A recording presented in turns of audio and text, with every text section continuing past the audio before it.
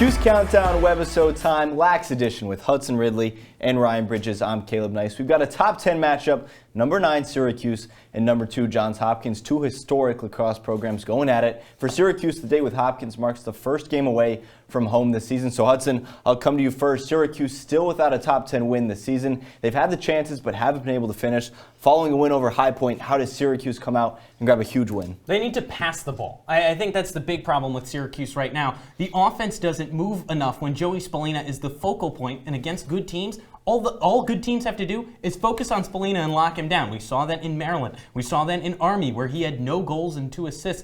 This is a guy who can distribute really well when he's given the opportunity, but other guys have to pass the ball to make that happen. That's the only way they're going to win this game, Ryan. Well, it would help Joey Spallina if the Syracuse team gets more possessions. And you know how you do that? You put John Mullen at the X as much, I wouldn't say as much as you possibly can, but he needs to have 60% of the faceoffs in this game. He's got a better percentage than Mason Cohn this season. He had one good game, though. One good game because he's had no opportunities. I mean, against Maryland, Cohn has 27 faceoffs, Mullen has 2. Mullen, 65% on faceoffs this season, Cohn, 63. He needs to be having at least more than 50% of the faceoffs. That's how Syracuse wins this game. Gary Gates said it. The numbers say it.